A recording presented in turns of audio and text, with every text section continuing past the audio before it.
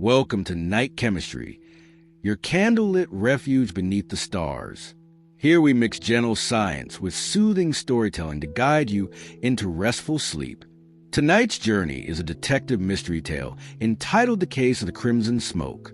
Find a comfortable position, soften your breath, and let your thoughts dissolve like mist in moonlight. Intro: Ashes at Daybreak. Dawn had barely broken when the alarm siren shattered the sleepy hush over Wexford Industrial Park. A rolling column of crimson-red smoke unfurled from the vent stack of Voltadine's pilot battery plant, painting the pale morning sky with an unearthly hue. From a distance, the plume looked almost beautiful, like a sunrise caught and magnified, but the acrid sting in the air told a different story. By the time the first responders forced their way through the reinforced doors, Furnace Hall 3 was a scene of scorched metal and hissing pipework. Sodium light fixtures flickered overhead, illuminating a single figure sprawled near the control console. Dr. Iris Caldwell, chief electro-chemist, and the quiet genius behind Voltadine's next-generation fast charge cells. Her lab coat was singed. A fine pink dust coated her hair and shoulders like toxic snowfall. Detective Arthur Langley arrived minutes later, heels echoing across the coolant-drenched floor. He paused beneath the vent stack, staring up at the blood-red smoke still billowing into the dawn. Strontium, his mind whispered, the telltale color of an old pyrotechnician's trick. Strontium compounds burn scarlet in fireworks, never by accident in a lithium plant. Kneeling beside Caldwell, Langley noted the glassy film over her eyes and the faint scent of phosphorus in the air.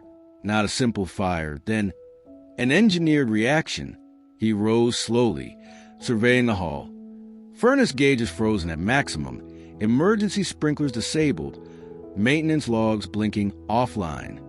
Every clue suggested deliberate sabotage. Outside, emergency crews wrestled the crimson plume with foam cannons, but Langley's thoughts were already turning inward, tracing chemical pathways and human motives. Someone had used chemistry to silence a scientist and amassed the crime beneath a beautiful red sky. The day had only begun, and already it tasted of smoke and secrets. Chapter 1: Red Residue. Arthur Langley stepped beneath the yellow hazard tape as forensic technicians finished photographing the blast zone. Furnace Hall 3 smelled of scorched carbon and lithium salts. Tiny flecks of pinkish dust glittered on every surface. A technician approached with a sample tray. Preliminary swipe shows SRO, strontium oxide, mixed with something we can't ID on site. Langley pinched a grain between glove fingers. Strontium explains a crimson plume. But this, he lifted the tray closer, catching a faint, acrid vapor. Phosphorus pentoxide, I'd wager. Get it to the lab. Footsteps clanged on the steel mezzanine. Ethan Rourke, Voltadine's plant manager, descended, helmet tucked under one arm. Sweat beaded his brow despite the chill from emergency coolers. Langley. Mr. Rourke, you ran the night shift? Rourke. I oversee all shifts, detective. Iris was testing Furnace 3's new electrolyte batch. I left at midnight. Everything was nominal. Langley. Security logs show Furnace 3 marked offline at 2340. Why continue testing an offline unit? Rourke. Routine calibration. Dr. Caldwell insisted. She said downtime data helped track thermal runaway. Langley's gaze drifted past Rourke to a control panel smashed by heat. Sprinklers disabled manually. Any idea who had the override code? Rourke swallowed. Only department leads. Myself and Dr. Caldwell. Before Langley could press further, a paramedic waved him over. Detective, ME's on the line. Autopsy prelim. Caldwell inhaled concentrated P-2 5 minutes before death. Lungs are seared. Langley's eyes narrowed. Strontium for spectacle, phosphorus for certainty. He returned to Rourke. Where's the cylinder storage? They walked to a caged area behind Furnace 2. One rack stood empty, its sign reading phosphorus pentoxide and hydrous. Do not inhale. The lock had been cut clean. Langley photographed the severed shackle. Clean job. An insider with bolt cutters and no fear. Rourke's voice cracked. Detective, Voltadine is on the verge of $1 billion IPO. Iris's fast charge cells were our crown jewel. Sabotage could sink us. Langley pocketed his notepad. Sabotage or profiteering. Either way, someone here knew their chemistry. He ordered security to pull every camera feed from midnight onward. As files downloaded, Langley noticed an anomaly, a 3-minute gap on the mezzanine cam. Static snow at 2:17 a.m. Find who edited that footage, he told the tech, and start dusting the control console for prints. Pink dust still swirled in stray drafts, settling like rose-colored snow. Langley watched it drift, each particle a silent witness. Somewhere in this hall lay motive method, and a murderer cloaked in crimson smoke. Chapter 2, Spectra and Secrets. By mid-morning, Langley stood in the city forensic center, sterile lights humming overhead. A polished X-ray fluorescent spectrometer hummed its own quiet aria as it scanned sample vials from the furnace hall. A live graph crawled across the monitor, peaks aligning at strontium's K-alpha emission, then a sharper spike at phosphorus. The lab chemist, Dr. Marta Singh, leaned over his shoulder. Confirming your hunch. SRO mixed with P2O5 in roughly 4-to-1 ratio. That's a deliberate blend, not incidental contamination. Langley nodded. Someone engineered a firework inside a battery furnace. The strontium makes a theatrical plume. The pentoxide guarantees lethal inhalation. He slid Caldwell's charred notebook onto the bench. Singed edges framed pages of dense electro-chem equations. One page, half melted, had scribbles in shorthand and a circle phrase P-Redox 79. Singh, you think it's a compound? Langley, possibly a code name. Caldwell worked on redox shuttles for solid-state electrolytes. 79 foot might be the phosphorus atomic mass rounded. He fetched a USB drive the tech team had decrypted overnight. It contained an encrypted data vault. Caldwell had protected it with a multi-factor cipher linked to her smartwatch. The watch, recovered near her body, now sat in an evidence bag. Langley paired it to the workstation. A pulse of green flashed. Access granted. Folders bloomed across the screen. Thermal profiles, investor memos, prototype logs. One PDF caught his eye. Projected revenue, P-Redox fast charge cell. Project valuation, $12.6 billion. Scrolling deeper, he found a draft email Caldwell never sent. Ethan, if we push P-Redox 79 to pilot scale without solving the runaway, someone will die. Investors only see the market. They'll force us to bear the risk. I'm considering contacting the commission. We need a fail-safe or we walk away. Langley exhaled slowly. Motive crystallized. Caldwell threatened a halt. Someone with everything to lose silenced her first. A notification chimed. Security had reconstructed 3 seconds of the mezzanine video gap. The blurred frame showed Rourke entering the control room just after midnight. Behind him, a second figure in a hazmat suit trailed at a distance. Langley photographed the still. 2 suspects, 1 facility. $12 billion secret. He closed a notebook, strontium-tinted dust still clinging to its cover. Time to see who else wanted a piece of P-Redox. He thanked Singh and carried the evidence to his car. Through the lab window, the day's sunlight cut through residual haze, tinting it faintly red. A reminder that chemistry always leaves a trace, and sometimes a warning. Chapter 3, The Third Furnace. Arthur Langley returned to Voltadine just after lunch, escorted by a stiff autumn wind that carried the faintest trace of scorched lithium. Furnace Hall 3 still stood under forensic lockdown, but its twin halls bustled, machinery groaning, forklifts whining, as if tragedy were a minor scheduling hiccup. He climbed metal steps to the mezzanine office suite and flashed his badge at the shift supervisor. I need full access to Furnace 3's maintenance records. Inside the filing room, a stale odor of solvent hovered over metal cabinets. Langley sifted through color-coded binders until one label caught his eye. Furnace number 3, out of service. The binder was pristine, no grease smears, no dog-eared pages. Odd for equipment supposedly down for weeks. He opened the latest log sheet. Last Friday, signed E. Rourke, temp calibration 650 degrees Celsius. Today's date, however, showed nothing.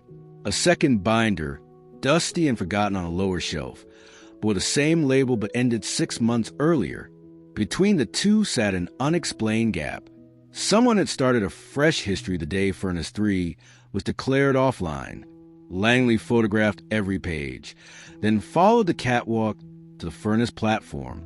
A yawning inspection hatch gaped along the side panel, its gasket recently replaced. The bolts were factory clean. He shone a torch inside. Beyond layers of charred insulation, he spotted 4 small glass vials taped against the interior wall, a crude hiding spot visible only when the hatch was open. 2 vials were empty, crystalline residue crusted at their necks. The other 2 still held off-white powder. Labels read Senior in 03, 2 and P205. Footsteps echoed below. Langley crouched, listening. A lone technician, high-vis vest, clipboard, was crossing the hall toward the main console. Langley studied the angle. The mezzanine camera that missed 3 minutes last night pointed directly at this hatch. He descended the stairs and intercepted the technician. Thomas Keene, the man startled. "Why, yes, sir. I'm just logging furnace temps." Langley saw fresh adhesive residue on Keene's gloves. "Tape anything inside that inspection hatch lately?" Keene's gaze flicked to the floor. "Maintenance order. Mr. Rourke said secure test samples for incineration." "Last night?" Keene hesitated. "Day before. I left before midnight." Langley jotted notes. "And the hazmat suit, who wore after you left?" Keene's confusion looked genuine. Either he was a superb actor or truly ignorant. Langley released him but radioed security. "Pull RFID logs for Keene and anyone else near Furnace 3 between 23:30 and 3 o'clock. Back in the control room, Langley connected a portable drive to the CCTV terminal. Forensic software reconstructed more of the corrupted footage. At 2:45 a.m., a hazmat-clad figure entered carrying a slim metal case. The figure unlocked the inspection hatch, out of camera view, stayed precisely 5 minutes, then exited toward a side corridor. Height approximated at 168 centimeters. Not Rourke, who stood well over 6 feet. Langley cross-referenced badge scans for that corridor. 0 entries after midnight. Whoever was had spoofed the RFID gates or borrowed a card never logged their name. A thought surfaced. Caldwell's encrypted folder of investor memos. He reopened the PDF and zoomed the signature line. Marina Kessler, co-founder, former.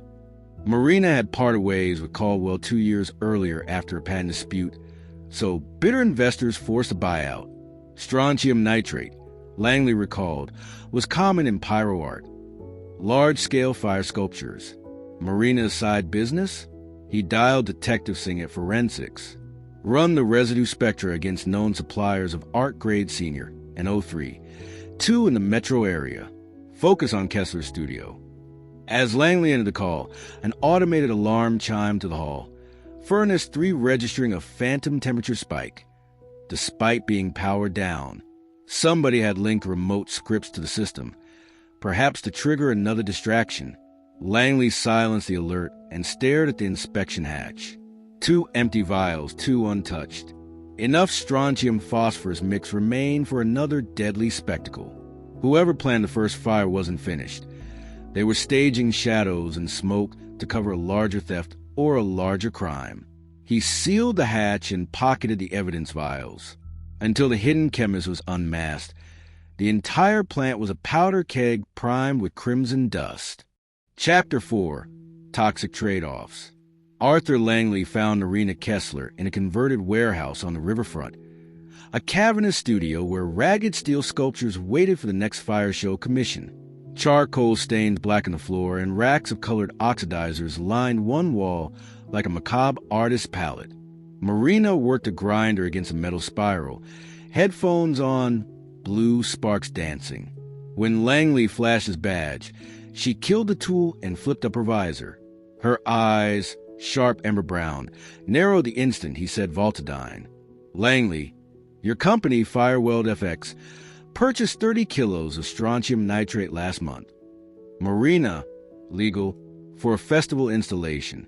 I file every hazmat form. Langley, 2 kilos are missing. The same compound colored yesterday's crimson smoke. Marina peeled off thick gloves. You think I torched Iris? She was my friend, once. Langley scanned the studio. On a workbench sat a polished aluminium cylinder, no longer than a thermos, stamp P-79. He lifted an eyebrow. Marina, prototype containment pod. Iris asked me to test thermal seals outside the plant. Langley, when Marina, 2 weeks ago, she sounded scared, said Voltidine was rushing a demo for investors. If the cell went runaway at full scale, boom. Langley uncapped the cylinder. Inside, an inert gas ampoule cradled a wafer of dull gray solid. Nothing volatile now, but he recognized a layered structure from Caldwell's notebook diagrams. Solid-state electrolyte? He asked. Marina nodded. P-Redox shuttle embedded inside. Charges like lightning, but the phosphorus cycle spikes temperature by 200 degrees in 60 seconds. Iris begged Rourke to halt tests. They refused. Langley set the pod down. Why didn't you go public? Marina's laugh was brittle. Contracts. NDAs. Investors threatened to bury her career. She hoped external tests would prove the danger. I agreed to help, to save her work from being weaponized. A knock echoed. 2 uniformed officers entered with a warrant. They bagged the strontium drum and computer tower while Marina watched, jaw clenched. Langley, where were you 2:45 a.m.? Marina, in this shop, editing CAD files. Security cams are yours, time-stamped. Langley believed her. The hazmat figure's height and gait didn't fit, but he still sees a cardboard tube of shipping invoices. One caught his eye. Express Courier, South Bend Morgue. Friday, 3:30. Morgue, he asked. Marina frowned. Iris asked me to collect electrolyte blood samples for independent analysis if anything ever happened to her. She hesitated. I never followed through. Someone else tried. Langley's phone vibrated. Detective Singh at Forensics. Arthur, break-in at the morgue an hour ago. Lab freezer smashed. Caldwell's tissue samples missing. Langley pocketed the invoice. Looks like your backup plan became someone's cleanup. Outside, dusk threw ruby stripes across the river, the same hue that haunted Furnace Hall 3. Langley replayed the case in his mind. Strontium for spectacle, phosphorus for silence, and now a missing biosample that could expose the shuttle's lethal signature. His car's dashboard pinged. Security had traced a mezzanine camera hack to a disposable laptop on Voltidine's guest Wi-Fi. MAC address registered to a badge issued yesterday to Vanguard Capital Advisors, investors inside the plant hours before the fire. Langley dialed Chief Reynolds. I'm requesting a sealed warrant for Voltidine's investor wing. Suspect corporate sabotage to expedite an IPO. As police cruisers rolled toward the industrial park, Langley glanced at Marina's battered studio sign. Art through fire. Caldwell had wanted the same. Illumination without destruction, but greed had twisted chemistry into a weapon. He steeled himself. Whoever stole those tissue samples now held the only proof linking P-Redox 79 to the murder. And if they erased that evidence, the crimson smoke would clear, leaving profit in its wake and Iris Caldwell forgotten. Chapter 5, P-Redox 79. Floodlights spread harsh white pools across Voltidine's investor wing as Arthur Langley and a squad of officers swept through glass corridors lined with framed magazine covers. The next battery billionaires. The glossy optimism grated against the night's tension. Inside a plush conference suite, they found Ethan Rourke hunched over a laptop, sleeves rolled, eyes wild. Across the table sat a silver-haired woman in an immaculate crimson suit. Langley recognized her from market briefings. Clara Voss, managing partner at Vanguard Capital Advisors. Langley, flat, step away from the computer. Both of you. Voss, smiling thinly, detective. We're finalizing a crisis report for shareholders. Surely you don't intend to disrupt essential business. Langley, your business now includes obstruction of justice. Hand it over. An officer bagged a laptop. Another produced rubber-gloved evidence. 2 chilled vials, Caldwell's tissue samples. Langley held them to the light. A faint red shimmer swirled inside like restless embers. Blood saturated with a phosphorus redox shuttle, he said aloud. You stole from the morgue to erase proof the compound killed her. Voss's composure cracked for an instant. Ridiculous. We retrieved proprietary material mislaid by the medical examiner. Langley laid Caldwell's charred notebook beside the vials. During the drive, he deciphered her shorthand equations. The pieces now fit with brutal clarity. P-Redox 79, what Langley learned during that ride. 1. Redox shuttle chemistry. Tiny phosphorus molecules cycle between oxidation states, transporting charge faster than lithium ions. 2. Thermal cost. Each shuttle cycle releases 840 JG superscript 1. A cell bulk charging in 60 seconds climbs beyond 500 degrees Celsius unless quenched. 3. Fail-safe missing. Caldwell's last data sheet ends with a handwritten plea. Rourke, add bore quench layer or we'll ignite the plant. Langley faced Rourke. She begged you to delay. Instead, you disabled sprinklers and staged a thermal runaway demonstration to scare investors into approving a quick and dirty launch. Rourke's voice trembled. We only wanted proof of concept. Risk can be engineered out in Gen 2. Caldwell wouldn't see reason. Reason? Langley stepped closer. You pumped strontium fireworks through the stack, so photographers could capture heroic footage of crews containing a minor incident. An origin story for a tech IPO. Then you fed Caldwell concentrated pentoxide to guarantee she never spoke to regulators. Voss cleared her throat, her calm returning like ice refreezing. Detective, unsubstantiated allegations will devastate countless jobs and shareholders. Langley produced Marina Kessler's shipping invoice. The courier pickup Vanguard scheduled to intercept the tissue samples once Rourke delivered them. Corporate fixer, lab break-in, evidence laundering. Substantiated enough. He nodded to the sergeant. Cuff them. As officers led the pair out, alarms erupted in the distance. Furnace Hall 3 again. Langley's radio crackled. Remote ignition, temperature climbing. Voss smirked over his shoulder. Fail-safe scripts, detective. Backup plan. Langley sprinted through the plant. Phone to ear. Marina, are you still at your studio? Yeah, your officers just finished up. Get every liter of boric acid solution they confiscated. Meet me at the furnace bay in 10. Inside Hall 3, red warning strobes flashed over a furnace roaring to life. Someone had triggered an automated cycle, feeding residual P-Redox powder from a hidden hopper. Langley yanked open the inspection hatch. Crimson glow licked the chamber walls. The 2 remaining glass vials he'd sealed earlier were gone, snatched by a saboteur minutes ago. Sirens wailed higher. Langley donned a heat hood and dragged a coolant hose toward the hatch. He knew water would exacerbate phosphorus reactions. He needed boron's mild acidity to cross-link and snuff the shuttle. Marina burst in breathless, sloshing a drum-marked H3BO3. Together, they pumped the slurry through the hatch. Steam hissed. Temperature gauges plateaued, then dipped. The crimson glow faded to ash gray. Emergency teams secured the furnace. Langley's shoulders sagged, sweat cooling fast. Marina pressed a hand to his arm. Iris would have thanked you. Langley gazed at settling vapor. Let's make sure her discovery helps, not harms. He radioed dispatch. Containment achieved. Suspects in custody. Request transport for hazardous samples. Destination. Public Science Archive. The stolen blood vials, the notebook, the decrypted files. Langley would release them all open license, free for regulators and researchers worldwide. Transparency was the only solvent strong enough to dissolve corporate poison. Outside, a weak dawn glow returned.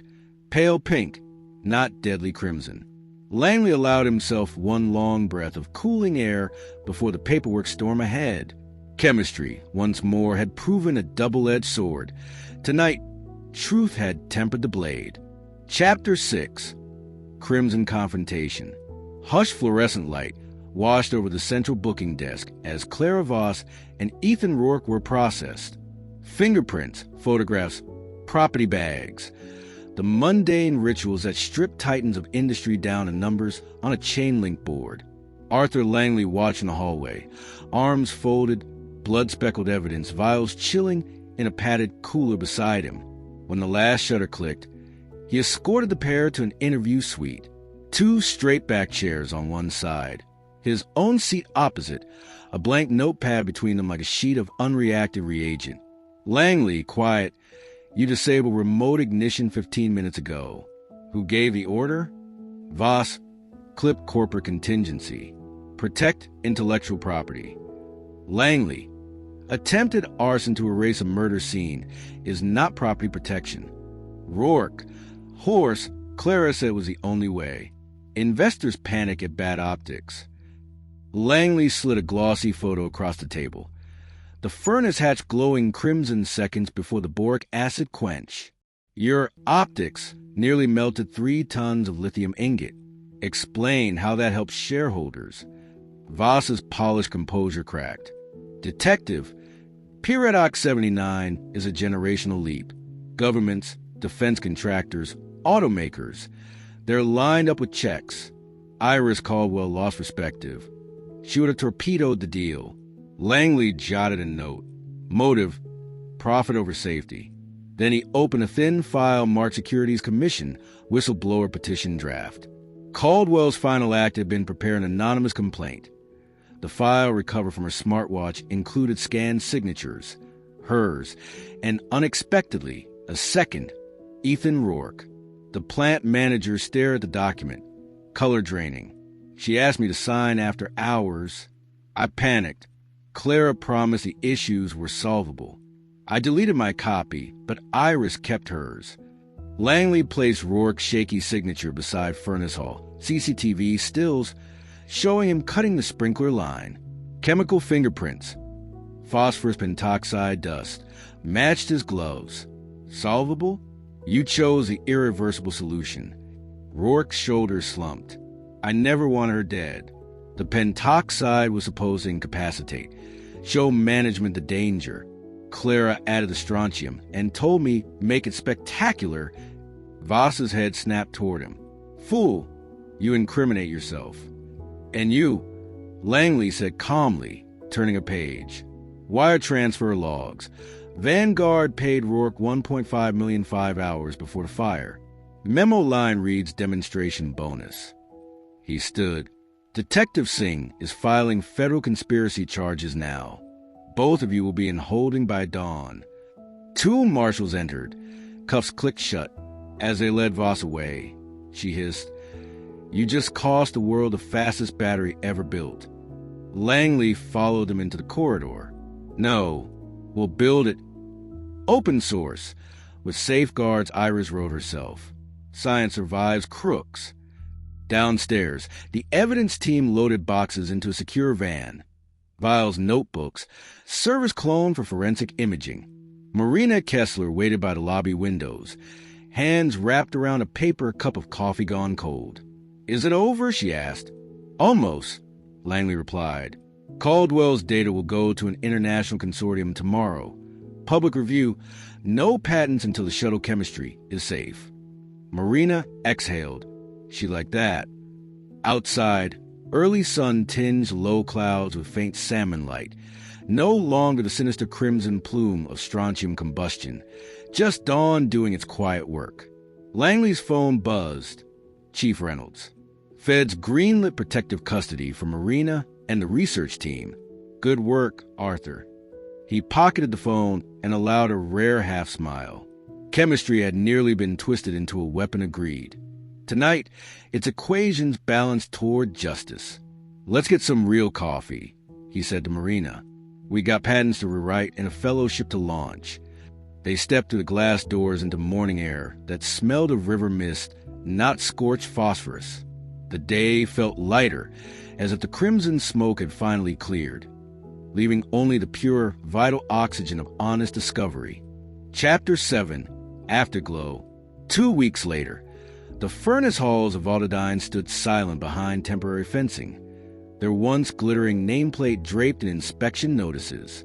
Inside, a rotating crew of independent auditors cataloged every cylinder, circuit, and shard of melted insulation.